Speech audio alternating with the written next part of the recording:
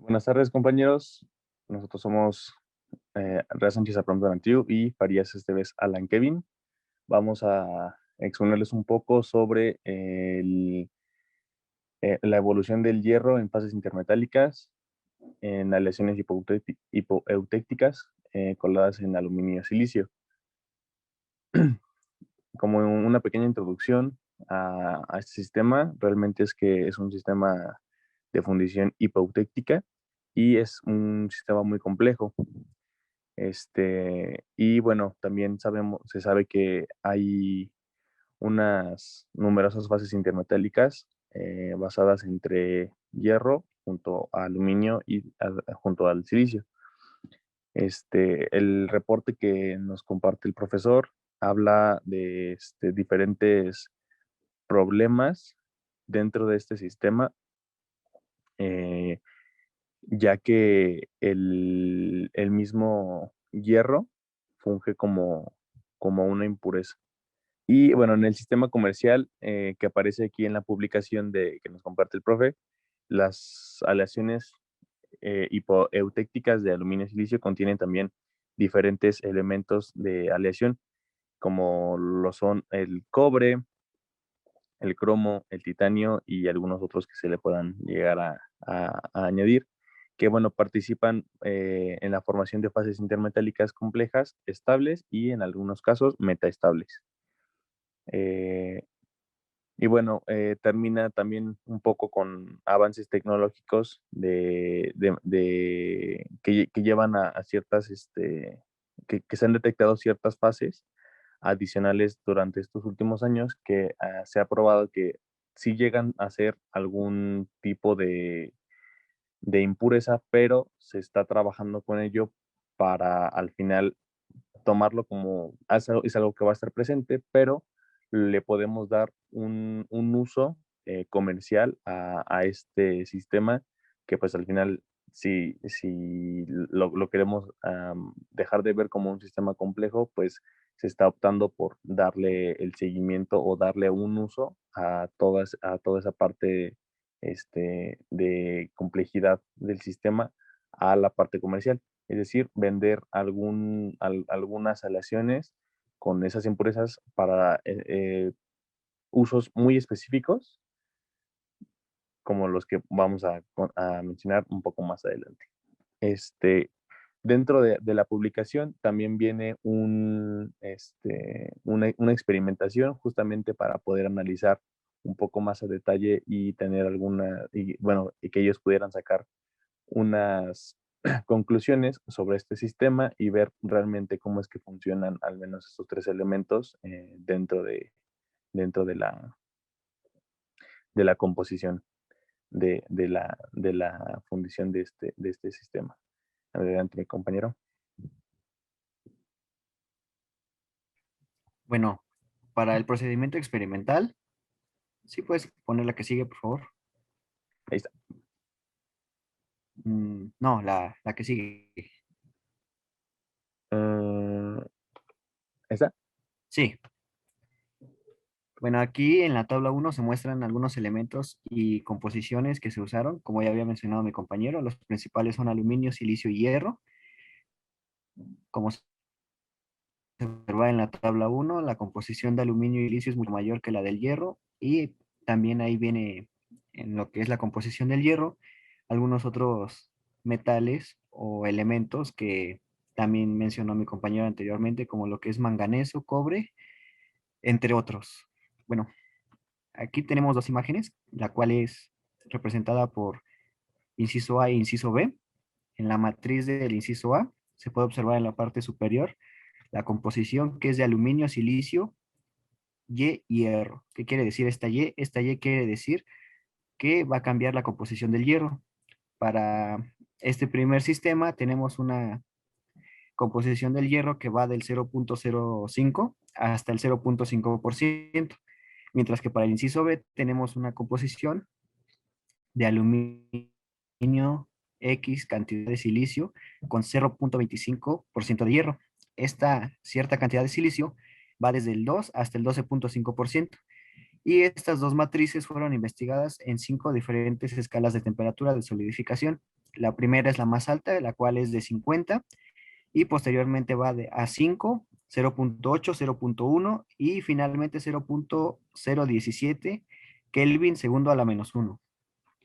La aleación líquida de cada experimento se preparó y se mantuvo en un crisol de alúmina de alta pureza que fue revestido con nitruro de boro y, y se dejó en un horno de resistencia eléctrica, el cual ya estaba a cierta temperatura, que fue la temperatura de fusión del aluminio, y una vez dentro se le adicionó silicio puro, se le agregó también una, una porción de aleación maestra. Esta aleación maestra está conformada por aluminio y hierro y fueron mezclados.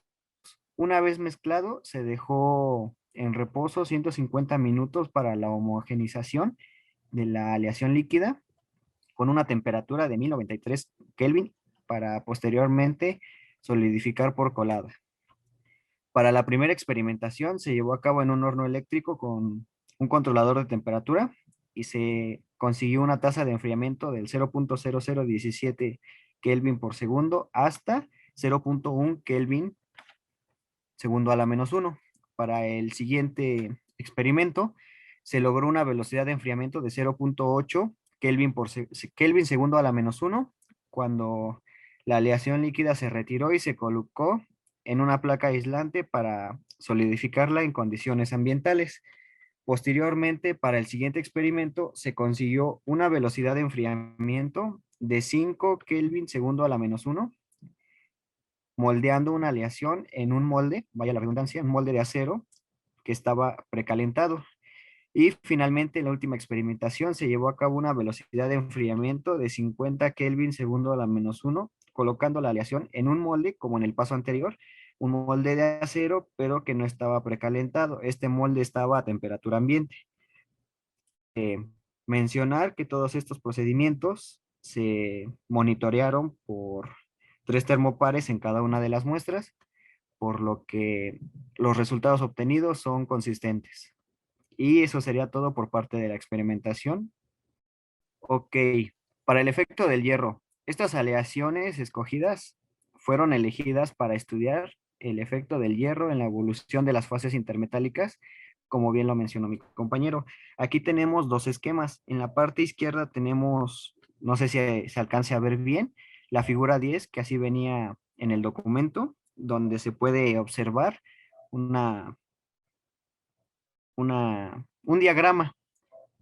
En este diagrama se pueden, bueno, no sé si se alcanza a ver bien, tenemos cierta simbología.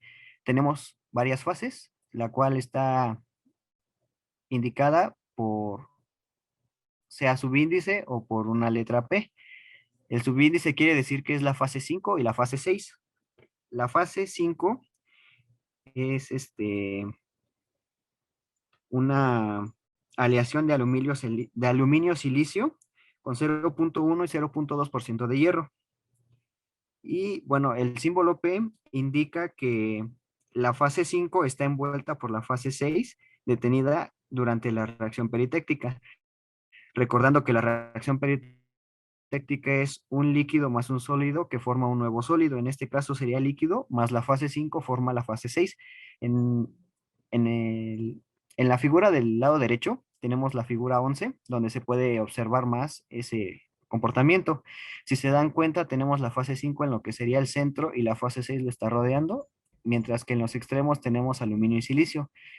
Eso es para lo que viene siendo el inciso A. Para el inciso B se puede observar ya un poco más claro, ya que es un poquito más notorio a través de la tonalidad del gris, cómo la fase 6 va evolucionando por encima de la fase 5 y lo va envolviendo. En las aleaciones de aluminio-silicio, solidificadas a 0.1 Kelvin segundo a la menos 1, la fase intermetálica dominante que resultó en esta experimentación fue la fase P. Esta va a depender del nivel de hierro y la velocidad de enfriamiento durante la solidificación. Por último, para los efectos del hierro, se concluyó que la transformación peritéctica comienza a ocurrir a una velocidad de enfriamiento más alta, siempre y cuando las aleaciones tengan un contenido alto de hierro. lo que indica que los niveles de hierro más altos reducen la barrera energética para iniciar la transformación peritéctica. También arrojó que en ciertos estudios que no siempre va a afectar esta barrera energética, pero en la mayoría de los estudios realizados para esta experimentación sí se dio.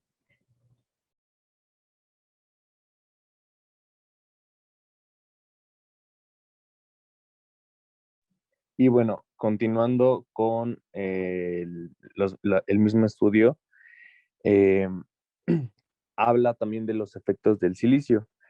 Eh, Justamente se estudió en la evolución de las fases intermetálicas basadas en hierro para el contenido del 0.25% en peso de hierro, y esto a diferentes velocidades de enfriamiento durante la solidificación. Se observan diferentes microestructuras como las que tenemos aquí en pantalla. Y bueno, también se habla mucho que la concentración de silicio en una aleación tiene una fuerte influencia en la evolución y bueno, la naturaleza de la fase intermetálica. Como hace un momento mi compañero explicó que coexisten diferentes fases puede ser en el caso del hierro y aluminio. También aquí en el silicio existen dos, que bueno, que son los temas de estudio justamente, que son la fase S5 y la fase S6, haciendo referencia al silicio. Y bueno, se observa que estas dos fases coexisten y se convierten en una se coexisten bajo una baja banda de velocidad de enfriamiento, pero solamente la fase S6 este, retiene una estructura solidificada, es decir, que es la que predomina sobre la S5. Ahorita bueno, se dice que esto sucede porque la S5 tiene una evolución un tanto, pues tiene muchas anomalías y al final es más predominante la S6. Bueno, además también de la banda crítica de velocidad de enfriamiento que hace que se puedan diferenciar estas dos fases intermetálicas.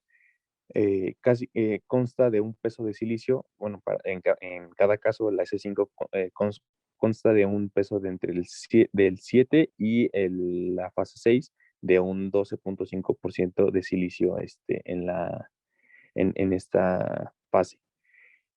Otro dato que aparece ahí justamente de esas dos fases dice que la fase 6 únicamente va a aparecer en fases eutécticas en el diagrama de equilibrio, y por lo tanto la única fase intermetálica que se forma entre la temperatura de líquidos y la eutéctica durante la solidificación, pues va a ser la fase S5, que bueno, esta al final, bueno, la fase 5 puede también llegar a sufrir alguna transformación peritéctica a velocidades de enfriamiento un poco más lentas. Esto sería todo por nuestra parte. Realmente es que es un estudio bastante amplio, pero lo buscamos resumir lo más que se pudo, porque también habla mucho de algunos otros estudios comerciales, pero al final solamente los toman como referencia debido a que hacen mucho énfasis en que el hierro llega a ser justamente la impureza, ¿no? Que es lo que terminamos o comenzamos hablando, hasta el punto donde se remontan a hablar solamente de aluminio silicio y buscar que este elemento de impureza no, pues realmente no sea relevante para ello, ¿no? No sé si quieras agregar algo, compañero. Pues sí, únicamente agradecerles por su atención y pues espero haya sido de su agrado.